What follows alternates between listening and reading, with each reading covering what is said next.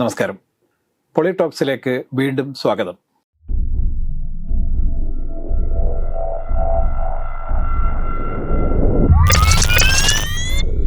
നമസ്കാരം. ഇന്ന് ലോക തൊഴിലാളി ദിനമാണ്. ലോക തൊഴിലാളികളെ നിങ്ങൾ സംഘടിതരാകുകയും ഒന്നിക്കുവാൻ സംഘമായി അടിച്ച് പോരാടുവിൻ എന്ന് പറഞ്ഞ ദിവസമാണ്. എന്ന് പറഞ്ഞാൽ ലോകത്തിലാകെ ഒറ്റ ദിവസം തൊഴിലാളികൾക്ക് വേണ്ടിയിട്ടൊരു ദിവസമാണ്. ഇതേ ദിവസം തന്നെയാണ് നമ്മൾ ഒരു ബസ് തൊഴിലാളി, KSRTCയിലുള്ള ഒരു ബസ് തൊഴിലാളിയെ തിരുവനന്തപുരം മേയർ പീഡിപ്പിച്ചുകൊണ്ടിരിക്കുന്ന ഒരു വാർത്തയും വരുന്നത്. ഇപ്പം ഇന്ന് നടന്നതല്ല, മൂന്നാമത്തെ ദിവസമാണ് ഇന്ന്. പക്ഷേ അതിൻ്റെ ഒരു അലയൊലികൾ ഇപ്പോഴും ഈ പ്രപഞ്ചത്തിൽ ഇങ്ങനെ അടിച്ചുകൊണ്ടിരിക്കുകയാണ്. ഇപ്പം ആര്യ രാജേന്ദ്രനും അവരുടെ ഭർത്താവ് എന്ന് പറഞ്ഞാൽ ബാലുശ്ശേരി MLA ആണ്, സച്ചിൻ ദേവ്. അവർ രണ്ടുപേരും ഏതാണ്ട് DYFIക്കാർ പണ്ട് കുട്ടികളെ, ഞങ്ങളൊക്കെ വിദ്യാർത്ഥിയായിരിക്കുന്ന സമയത്ത് കൈ കാണിച്ചാൽ നിർത്തില്ല ബസ്, അവർ പോവും. അങ്ങനെ ആ ബസ്സൊക്കെ നമ്മൾ തടയുന്നൊക്കെ പിള്ളേരെ കയറ്റി വിടുകയൊക്കെ ചെയ്യുന്നൊരു പദ്ധതി ഉണ്ടായിരുന്നു. ഏതാണ്ട് അതിന് സമാനമായ രീതിയിലുള്ള ഒരു ബസ് തടയലാണ് കഴിഞ്ഞ ദിവസം നടക്കുന്നത്. പക്ഷേ ഇത് എന്തെങ്കിലും ഒരു ജനകീയ പ്രശ്നം പറയാൻ വേണ്ടിയിട്ടായിരുന്നില്ല എന്നുള്ളതാണ്. അവർക്ക് സൈഡ് കൊടുത്തിട്ടില്ല എന്നുള്ളതാണ് അവർ ഉന്നയിച്ചിരുന്ന ആവശ്യം. പക്ഷേ ഈ സൈഡ് കൊടുത്തിട്ടില്ല എന്ന് പറയുന്നത് വലിയ വിഷയമായി മാറുമെന്ന് കണ്ടപ്പോൾ അവർ പ്ലേറ്റ് മാറ്റുകയും ഇപ്പം അത് ഒരു അശ്ലീല ആംഗ്യം കാണിച്ചു എന്ന് പറഞ്ഞതിലേക്ക്. യഥാർത്ഥത്തിൽ ഇത് എന്ത് തൊഴിലാളി പാർട്ടിയാണ്? അല്ല രാജേഷ്, ഞാൻ ഇതിനെ കാണുന്നതേ ഈ ആര്യ രാജേന്ദ്രനും ഡ്രൈവറും അത് അവരുടെ വിഷയമാണ്. അവര് തമ്മിൽ ഈ കേസ് ജയിച്ച് നടത്തട്ടെ. ഞാൻ ഇതിൻ്റെ അകത്ത് ഏറ്റവും പ്രധാനം, ഞാനൊരു ബസ്സിൽ മാത്രം സഞ്ചരിക്കുന്നത് എന്നുവെച്ചാൽ എനിക്ക് അത്രയേറെ ഇഷ്ടമുള്ള ഒരു സ്ഥാപനമാണ് KSRTC ബസ്. ഞാൻ അത്രയേറെ സഞ്ചരിക്കുന്ന ആളാണ് ബസ്സിൽ. അപ്പോൾ ചിലപ്പോൾ ഒരു ട്രെയിനിൽ എല്ലാ ടിക്കറ്റും ഉണ്ടെങ്കിലും ഞാനത് ബുക്ക് ചെയ്യാതെ ഞാൻ പ്രൈവറ്റ് ട്രാൻസ്പോർട്ടിൽ കയറി സഞ്ചരിക്കുന്ന ആളാണ്. പൈസ കൂടിയാലും രാത്രിയിലും പകലും ഒക്കെ, കാരണം എനിക്ക് അത്ര ഇഷ്ടമാണ് ബസ്സിന്. അങ്ങനെയുള്ളൊരു ബസ്സിൽ 10:30 ഇപ്പം ഞാൻ ആ ബസ്സിലുണ്ടെങ്കിൽ 10:30 ആകുമ്പോൾ യാത്രക്കിടയിൽ വെച്ച് യാത്ര ഉണ്ടായിരുന്ന യാത്രക്കാരെ ഇറക്കി വിടുക എന്ന് പറഞ്ഞാൽ അതിൽ പരം ജനാധിപത്യ വിരുദ്ധമായിട്ട് എന്താ ഉള്ളത്? ഇത് ഒരു സംഘടിത ശക്തി അല്ല എന്നുള്ള തെറ്റിദ്ധാരണ കൊണ്ടാണല്ലോ ഇവരിത് കാണിക്കുന്നത്. യാത്രക്കാർ, എനിക്കതിലുള്ള ഒരു വിയോജിപ്പ് എന്നറിയാം. നിങ്ങൾ ഇറങ്ങൂ എന്ന് പറയുമ്പോൾ താൻ ആരാണെന്ന് ചോദിക്കാൻ പറ്റും, അത് വേറെ കാര്യം, അത് രണ്ടാമത്തെ കാര്യമാണ്. അതുകൊണ്ട് ഞാൻ അതിലേക്ക് കൂടി വരണം. പക്ഷെ അത് എന്തൊരു മര്യാദഘട്ട പരിപാടി. ആര്യ രാജേന്ദ്രനോ സച്ചിൻ ദേവോ മുഖ്യമന്ത്രിയോ പ്രതിപക്ഷ നേതാവോ അതൊന്നും നമ്മുടെ വിഷയങ്ങളല്ല. അവര് തോന്നിയ ദിവസം കാണിച്ച് അവരനുഭവിക്കുക. ഇനി ഡ്രൈവറാണ് കാണിക്കുകയാണെങ്കിൽ അത് അവരനുഭവിക്കുക.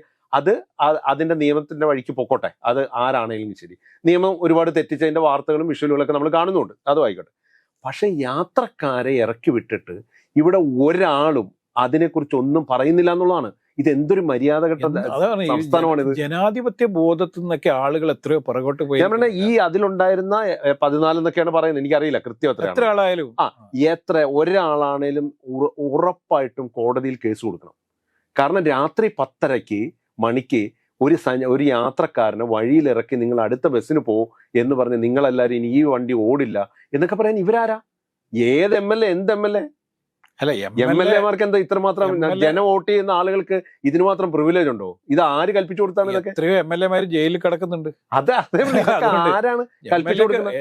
MLA എല്ലാം മേയറല്ലാതെ ഏത് പാർട്ടിയുടെ ആയിക്കോട്ടെ. ഇവിടെയാണ് പ്രശ്നം. അതായത് ഈ ഭരണത്തിന്റെ ഹുങ്ക് എന്നൊക്കെ പറയുന്നത് നമ്മൾ വെറുതെ തമാശ പറയല്ല, ആണ് കൃത്യമായിട്ട് ഭരണത്തിന്റെ ഹുങ്കാണ് കഴിഞ്ഞ ദിവസം കാണിച്ചത്. കാരണം ഒന്ന് മേയറാണ്, പോരാത്തതിന് മറ്റേയാൾ എന്ന് പറയുന്നത് അവരുടെ ഭർത്താവ് എന്ന് പറഞ്ഞാൽ സച്ചിൻ ദേവ് MLA, ഭരണകക്ഷി MLA ആണ്. അപ്പൊ അവർ വിചാരിക്കുന്നതെന്ന് പറഞ്ഞാൽ അവരുടെ വഴികളെല്ലാം സുഗമമായിരിക്കണം. അതുകൊണ്ടാണ് നമ്മുടെ മുഖ്യമന്ത്രി യാത്ര ചെയ്യുമ്പോൾ സിഗ്നൽ ഓഫ് ചെയ്ത് കൊടുക്കുന്നു. അതെ, സിഗ്നൽ ഓഫ് ചെയ്ത് കൊടുക്കുന്നു. മാത്രമല്ല എന്തെങ്കിലും തരത്തിൽ ട്രാഫിക് ബ്ലോക്ക് ഉണ്ടാകാതിരിക്കാൻ വേണ്ടി മണിക്കൂറുകൾ മുമ്പേ 3/4 മണിക്കൂർ മുന്നേ എല്ലാം ക്ലീനിങ് ചെയ്ത് കൊടുക്കണം. അങ്ങനെയാണ്. ഇപ്പം ഇവിടുന്ന് ഇപ്പൊ എറണാകുളത്തുനിന്ന് പുറപ്പെടുന്ന തൃശ്ശൂരേക്ക് പോകുന്ന മുഖ്യമന്ത്രി ആണെങ്കിൽ അങ്കമാലി വരെ, ഇവിടുന്ന് പുറപ്പെടുന്ന മൂലം അങ്കമാലി വരെ ക്ലിയർ ആണെന്ന് പറഞ്ഞാലേ വണ്ടി വിടുള്ളൂ. അത്തരത്തിലുള്ള ചില പരിപാടികൾ ഈ സമയത്താണ് എനിക്ക് നയനാറിന്റെ ഒരു വിഷയമായി ബന്ധപ്പെട്ടു. നയനാർ മുഖ്യമന്ത്രി ആയിരുന്ന സമയത്ത് അദ്ദേഹത്തിന്റെ കാറ് പോയിക്കൊണ്ടിരിക്കുകയാണ്. അപ്പൊ പറയുന്ന ഒരു ഓട്ടോക്കാരൻ ഓൺ അടിച്ചുകൊണ്ടിരിക്കുന്നു. അപ്പോൾ മുഖ്യമന്ത്രി ഡ്രൈവർ ഇങ്ങനെ തോണ്ടിയിട്ട് പറഞ്ഞു, എടോ ഓൻ എന്തെങ്കിലും തിരക്കുണ്ടാവും, അതുകൊണ്ട് നീ ഒന്ന് സൈഡായി കൊടുക്കുന്നവൻ, ഓൻ കയറി പോട്ടെ എന്ന് പറഞ്ഞു. അങ്ങനെയുള്ള മുഖ്യമന്ത്രിമാരും ഭരണാധികാരികളൊക്കെ ഇവിടെ ഉണ്ടായിട്ടുണ്ട്. പക്ഷേ ഈ മേയർ എന്ന് പറഞ്ഞാല് ഓക്കെ, അവർക്ക് ജനാധിപത്യ രീതിയിൽ തെരഞ്ഞെടുക്കപ്പെട്ട മേയർ ആയ ആളുകളൊക്കെ തന്നെയാണ്. ജനങ്ങളെ സേവിക്കാൻ വേണ്ടി മാത്രമാണ് അവരെ മേയറാക്കിയത്. അല്ലാതെ അവരുടെ ഹുങ്കും അവരുടെ അഹങ്കാരവും താൻ പ്രമാണിത്വവും അതെ. കാണിക്കാൻ വേണ്ടിയിട്ടല്ല. അതേ പറഞ്ഞെ ഈ നമ്മൾ സാധാരണക്കാരായ മനുഷ്യർ യാത്രക്കാർക്ക് ഒരു അധികാരവും ഇല്ലാതെ വെറും എന്താ ഏഴാങ്കൂലികളെ പോലെ ഇവർ കരുതാണ്. ആ, ഈ രാത്രിയിൽ ഇവരെ ഇറക്കി വിടാൻ എന്ത് അധികാരമാണ്? ഈ പറയുന്ന സ്ഥലവും ഈ അങ്ങോട്ടും തമ്മിൽ 2 കിലോമീറ്റർ കഷ്ടിച്ചേ ഉള്ളൂ. അത്രേ ഉള്ളൂ. ആ സ്റ്റാൻഡിൽ പോയിട്ട് ഇവർക്ക് എന്ത് നടക്കും? എന്ത് ചെയ്യാൻ വേണമെങ്കിൽ സ്റ്റാൻഡിലേക്ക് പോകാലോ. എന്തും ചെയ്യാലോ. മാത്രമല്ല ഇപ്പം ഇവര് മേയറാണ്, MLA ആണ്, ഇവർക്ക് വേണമെങ്കിൽ പോലീസിനെ വിളിച്ച് പറയാം ഇങ്ങനെ ഒരു സംഭവം ഉണ്ട്, ആ ഡ്രൈവറെ കസ്റ്റഡി എടുക്കണം, ഇന്നതാണ് വണ്ടി നമ്പർ എന്ന് പറഞ്ഞാൽ തമ്പാനൂരിൽ പോലീസ് വന്ന് നിന്ന് അവനെ കസ്റ്റഡിയിൽ എടുത്ത് കൊണ്ടുപോകും. അവരെന്തെങ്കിലും അങ്ങനെ ചെയ്യുന്നുണ്ടെങ്കിൽ. പിന്നെ ഇവര് ഈ ലൈംഗിക ചേഷ്ടകൾ കാണിച്ചു എന്ന് പറയുന്ന ഒരു ആരോപണം ഫസ്റ്റ് ദിവസം പറഞ്ഞില്ല. ഫസ്റ്റ് ദിവസം പറഞ്ഞില്ല. ഈ ഡ്രൈവർ അവരെ മേയറെ വിളിച്ചിട്ട്, മാഡം എനിക്ക് തെറ്റുപറ്റിയിട്ടുണ്ട്, എനിക്ക് മേയറെ മനസ്സിലായിട്ടുണ്ടായിരുന്നില്ല, മേയറെന്ന് എനിക്ക് അറിഞ്ഞുകൂടായിരുന്നു, അതുകൊണ്ട് ഞാൻ വളരെ കഷ്ടപ്പെട്ട് ഓടി വന്നുകൊണ്ടിരിക്കുന്ന സമയത്ത് എനിക്ക് സൈഡ് തരാൻ പറ്റാത്തൊരു സാഹചര്യം ഉണ്ടായിരുന്നു, അതുകൊണ്ട് ക്ഷമിക്കണം. അതിനെന്ത് തീവ്രത ഉണ്ടെന്നുള്ള കാര്യം ഇനിയിപ്പോ അന്വേഷിക്കാൻ. അപ്പൊ ആ സമയത്ത് മേയർ പറയുന്നത് താൻ നിയമപരമായി തന്നെ നേരിട്ടോ, ഞങ്ങൾ നിയമപരമായി നേരിടും എന്നൊക്കെ പറഞ്ഞ ആൾ പിറ്റേന്ന് വൈകുന്നേരമാണ് പറയുന്നത് അദ്ദേഹം എനിക്ക് സൈഡ് തരാത്തായിരുന്നില്ല വിഷയമെന്നും ലൈംഗിക ചേഷ്ടകൾ കാണിച്ചു എന്നുള്ളതാണ്. മാത്രമല്ല ഇതില് ഈ MLA ഡോറ് തുറന്നിട്ട് ഡ്രൈവറെ ഭീഷണിപ്പെടുത്തിയിട്ട് പറയുന്നുണ്ട് നിന്റെ പണി കളയുന്നതാണ്. ഈ ലോക തൊഴിലാളി ദിനത്തിൽ നമ്മളിത് സംസാരിക്കുന്ന സമയത്ത് തൊഴിലാളികളുടെ ക്ഷേമത്തിനും അവരുടെ ഐശ്വര്യത്തിനും വേണ്ടിയിട്ട് ഒരു വലിയൊരു ലോകം വരും എന്നൊക്കെ പറഞ്ഞ് പ്രചരിപ്പിച്ച് തെറ്റിദ്ധരിപ്പിച്ച് കൊണ്ടു നടക്കുന്ന ഒരു പാർട്ടിയുടെ കക്ഷിയാണ് ഈ പറയുന്നത് നിന്റെ പണികളയും. എത്രത്തോളം വിചിത്രമാണ് നമ്മുടെ നാട്. അത് ഭയങ്കര വിചിത്രമാണ്. അതാ ഞാൻ പറഞ്ഞത്, ഇവർക്കൊക്കെ എന്ത് തെറ്റിദ്ധാരണയാണ് ഇവർക്കൊക്കെ ഉള്ളത്? ഈ ഒരു ദിവസം കൊണ്ട് ഈ തുമ്മിയ തെറിക്കുന്നതാണല്ലോ ഈ അധികാരം. അത്രേ ഉള്ളൂ. ഒന്ന് ജനം തീരുമാനിച്ചാൽ മതി, തിരിഞ്ഞു നിന്നാൽ തീരുന്ന അത്രേ ഉള്ളൂ. പക്ഷെ ആ അധികാരം വെച്ചിട്ടാണ് ഈ ഹുങ്ക് കാണിക്കുന്നത്. ഇതില് എന്താ പ്രശ്നം എന്ന് പറഞ്ഞാല് ഇപ്പൊ എന്ത് വിഷയം ഉണ്ടായി കഴിഞ്ഞാലും പാർട്ടി അപ്പൊ തന്നെ അന്വേഷണ കമ്മീഷൻ വെക്കും, പാർട്ടി ഒരു എൻക്വയറി നടത്തും, എന്നിട്ട് പാർട്ടിയുടെ കോടതി തീരുമാനിക്കും ഇത് ശരിയാണോ തെറ്റാണെന്ന്. അത് ഇന്നലെ തീരുമാനിച്ചു കഴിഞ്ഞു. പാർട്ടി കോടതി ചേർന്ന് തീരുമാനിച്ചു കഴിഞ്ഞു. ആര്യ രാജേന്ദ്രന്റെ ഭാഗത്തോ അല്ലെങ്കിൽ സച്ചിൻ ദേവ് എന്ന് പറഞ്ഞ MLA ഭാഗത്തോ യാതൊരു തെറ്റുമില്ല. ഇനി എന്താ പഠിക്കണ്ടല്ലോ. ഇതിൽ തീരുമാനം എടുക്കണ്ട. പോലീസിന്റെ അടുത്ത് ചെന്നപ്പോ പോലീസിന് പരാതി കൊടുത്തിട്ടുണ്ട്, 2 പേരും പരാതി കൊടുത്തിട്ടുണ്ട്. ആദ്യം പരാതി കൊടുത്തത് ഡ്രൈവറാണ്. ഡ്രൈവർ പരാതി കൊടുത്ത് ആണ് ഈ മേയറെ പോലീസ് വിളിക്കുമ്പോഴാണ് തിരിച്ചു ആവുന്നത്. ഇത് കേസ് മാറുന്നില്ല, അത് അവിടെ അവസാനിക്കുമായിരുന്നു. ഡ്രൈവർ പരാതിക്കാരനല്ലെങ്കിൽ കേസ് അവിടെ വെച്ച് അവസാനിക്കും. പിന്നെ ഈ രംഗം ചിത്രീകരിച്ച ബസ്സിലുണ്ടായിരുന്ന മറ്റൊരു ബസ്സിന്റെ കണ്ടക്ടറെ ഒരു ഭീഷണിപ്പെടുത്തി അത് ഡിലീറ്റ് ചെയ്യിപ്പിച്ചിട്ടുണ്ട്. പക്ഷെ പുറത്തു നിന്ന ഒരാൾ ഈ വിഷ്വൽ എടുത്തുകൊണ്ടാണ് ഇത് മൊത്തം ലോകരറിഞ്ഞതും ഇത് വാർത്തയായതും. ഇല്ല, ആരും അറിയില്ല. ഇത്തരത്തിലുള്ള ഭീഷണികളൊന്നും ആരും അറിയാതെ പോകും. അതാണ് ഞാൻ പറഞ്ഞത്. ഇവർക്കൊക്കെ എന്ത് പ്രിവിലേജ് ആണുള്ളത്? ഞാൻ ചോദിക്കട്ടെ, ഈ നിയമസഭയിലൊക്കെ MLA-മാരൊക്കെ പ്രിവിലേജ് എന്നൊക്കെ പറഞ്ഞ ഈ തെരഞ്ഞെടുക്കപ്പെടുന്നോണ്ടാണല്ലോ. പിന്നെ ജനങ്ങളുടെ മുമ്പിൽ ഭീഷണിപ്പെടുത്തി പ്രിവിലേജ് ഉണ്ടെന്ന് കാണിച്ചിട്ട് ഇവരൊക്കെ ആവശ്യമില്ലാത്ത അധികാരങ്ങൾ ഉപയോഗിക്കുകയാണ്. നമുക്കുള്ളതിലെ 1% അധികാരം ഇവർക്കില്ല എന്നുള്ളത് അവർ മനസ്സിലാക്കണം. ഇത് ഇവരെന്താണ് ചുമതലപ്പെടുത്തിയിരിക്കുന്നത്? ജനങ്ങൾക്ക് വേണ്ടി സേവനം അനുഷ്ഠിക്കാൻ വേണ്ടിയിട്ട് ഇവരെ ജനങ്ങൾ ചുമതലപ്പെടുത്തിയാണ്. ശമ്പളം കൂട്ടാൻ മാത്രം ഒരുമിച്ചിരുന്ന് കൈവക്കാൻ വേണ്ടി അല്ല ഇവരെ ജീവിച്ചിരിക്കുന്നത്. അപ്പൊ ഇത് MLA എങ്ങനെയാണ് ഉണ്ടാകുന്നത്, അല്ലെങ്കിൽ ഒരു മേയർ എങ്ങനെയാണ് ഉണ്ടാകുന്നത് എന്നൊക്കെ ഇവർ ചിന്തിക്കണം. ഇപ്പം 21ാമത്തെ വയസ്സിൽ രാജ്യത്ത് തന്നെ ഏറ്റവും പ്രായം കുറഞ്ഞ മേയറായിട്ട് വരുന്ന സമയത്ത് വലിയ പരീക്ഷണം നടത്തി, CPM ഭയങ്കര പരീക്ഷണമാണ് നടത്തിയത്. പക്ഷെ ഇവിടെയൊക്കെ പ്രശ്നം എന്താണെന്നറിയാം, മൂക്കാതെ പഴുക്കുന്നത് തന്നെയാണ് പ്രശ്നം. യഥാർത്ഥത്തിൽ എക്സ്പീരിയൻസ് എന്ന് പറയുന്നതും ലോകരുമായിട്ട് ഇടപെട്ടുണ്ടാവുന്ന ചില ഉണ്ട്. ഈ ഒറ്റ ദിവസവും നല്ല ഉരുണ്ട കല്ലുണ്ടാവില്ലല്ലോ. നിരന്തരമായി വെള്ളത്തിലൂടെ ഒഴുകി വന്നാൽ മാത്രമാണ് നല്ല ഫിനിഷിംഗ് ആയിട്ടുള്ള ഒരു കല്ല് കിട്ടുള്ളൂ. ഇത് അത്തരത്തിൽ ഒഴുകാൻ പറ്റിയില്ല എന്നുള്ള SFI ആയിരിക്കുന്ന സമയത്ത് നേരെ വന്ന് മേയറായി കസേരയിൽ ഇരുന്നുകൊണ്ടുള്ള പ്രശ്നമാണ് ഇത്. അതുകൊണ്ടാണ് ഞാൻ പറഞ്ഞത്, പക്ഷേ ഇവർക്കെതിരെ ഇവര് തമ്മിലല്ല കേസ് കൊടുക്കേണ്ടത്. അല്ല, ഈ ആര്യ രാജേന്ദ്രന് MLA-ക്കും എതിരെ കേസ് കൊടുക്കേണ്ടത് ഇറക്കി വിട്ട ഈ സാധാരണ അവിടെ ഉണ്ടായിരുന്ന യാത്രക്കാരെല്ലാം ഹൈക്കോടതിയെ തങ്ങളെ അപമാനിക്കപ്പെട്ടു, നഷ്ടപരിഹാരം വേണോ എന്ന് പറഞ്ഞ് കേസ് കൊടുക്കണമെന്നുള്ള വാദത്തിലാണ് ഞാൻ ഉറച്ചു നിൽക്കുന്നത്. അതെ, ഇന്നലെ ഇപ്പൊ ഒരു പ്രത്യേക വേറെ സംഭവം ഉണ്ട്. ഇപ്പൊ ട്രാൻസ്പോർട്ട് വകുപ്പ് മന്ത്രിക്ക് 2 പേരും പരാതി കൊടുത്തിട്ടുണ്ടായിരുന്നു. അപ്പം ഈ അദ്ദേഹത്തിന്റെ പരാതിയിൽ തൽക്കാലം ഡ്രൈവറെ റിമൂവ് ചെയ്യാനാണ് ആദ്യം തീരുമാനിച്ചത്. തൽക്കാലം റിമൂവ് ചെയ്യേണ്ട, അയാളെ മാറ്റി നിർത്താം, തൊഴിൽ നിന്ന് മാറ്റി നിർത്താം എന്നാണ് പറഞ്ഞത്.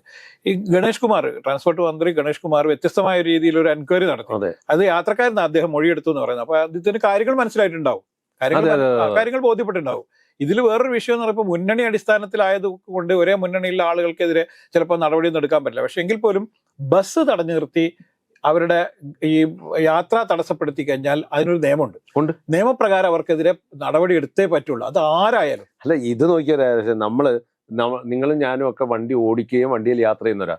എത്ര റോഡ് ടാക്സ് കൊടുക്കുന്നുണ്ട്? അതൊരു മര്യാദക്ക് നമുക്കൊന്ന് വണ്ടി ഓടിച്ചു പോകാൻ പറ്റുന്ന സാഹചര്യമില്ല.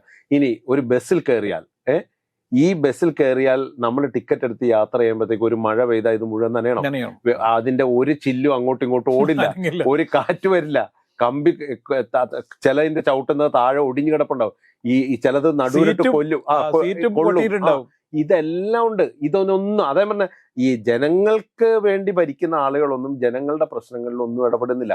ഇതിന് ശരിക്കും എന്താ, ഇതിന് തീർച്ചയായിട്ടും ഇവർ കേസ് ഞാൻ അത് യാത്രക്കാരായതുകൊണ്ട്, സ്ഥിര യാത്രക്കാരായതുകൊണ്ട് ഞാൻ വീണ്ടും വീണ്ടും പറയുന്നതാണ്, ഇവർക്കെതിരെ കേസ് കൊടുത്തുകൊണ്ട് ജനങ്ങൾ ഇടപെടണം.